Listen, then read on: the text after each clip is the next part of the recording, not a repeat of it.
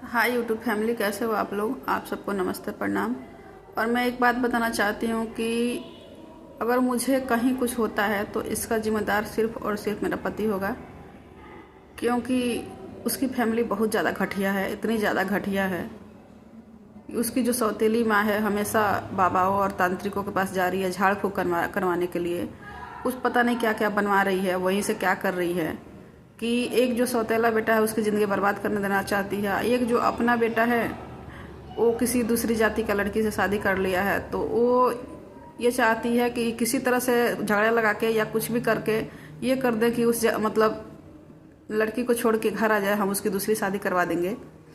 और औरत नहीं, औरत के नाम पे कलंक है। क्या कहें हम कि कहीं भी कोई रहे तो चैन से नहीं रहने देती है, नहीं रहने दे रही है। सब कुछ करके हार गई है, तो अब बाबाओं और तांत्रिकों के पास वहाँ से पता नहीं क्या क्या भेज रही है, क्या कर रही है कि एक जो है ये सब ज़िंदगी इन सबकी बर्बाद हो जाए, और एक जो है वो अपनी पत्नी को छोड़ के घर आ जाए, हम उसकी दूसरी शादी करवा देंगे।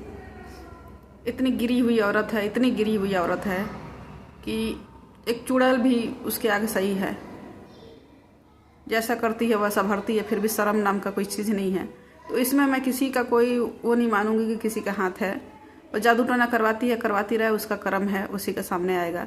लेकिन इसके मेरे पति का भी ब्रेन वॉश कर रही है, तो इसमें सबसे ज़्यादा दोषी मैं, अगर मुझे कहीं कुछ होता है तो वो ब्रेन वॉश कर रही है, उसका हाथ होगा। दूसरा मेरे पति का हाथ होगा। और मैं किसी को कुछ नहीं बोलूँगी, ना ही कहूँगी। बस यही चाहती हूँ कि अगर कहीं कुछ हो जाए मुझे, तो इसमें सबसे पहले मेरा पति आए, दूसरी उसकी माँ जो तांत्रिकों के पास जा रही है, जादू टोना करवा रही है, झाड़ फूँक करवा रही है, उसकी हो। क्योंकि कहीं भी अगर कोई रह रहा है तो उसको चैन से नहीं रहने दे रही है। एक दिन घर पे नहीं मिलेगी, नचनिया चारों तरफ नाचती रहती है। और दोनों बेटों को चाहती है कि एक का ज़िंदगी सौतेला है तो उसकी ज़िंदगी बर्बाद कर दूँ, एक अपना है जो अन्य जाति का, दूसरी जाति का लड़की को रखा है, उसको छोड़ के घर आ जाए और मैं अपने बेटे को दूसरी शादी करवा दूँ। इस चक्कर में रातों दिन नाचती है और सबकी ज़िंदगी तबाह करके रखी है। और ज़्यादा कुछ नहीं बोलूँगी दोस्तों। बाय सबको।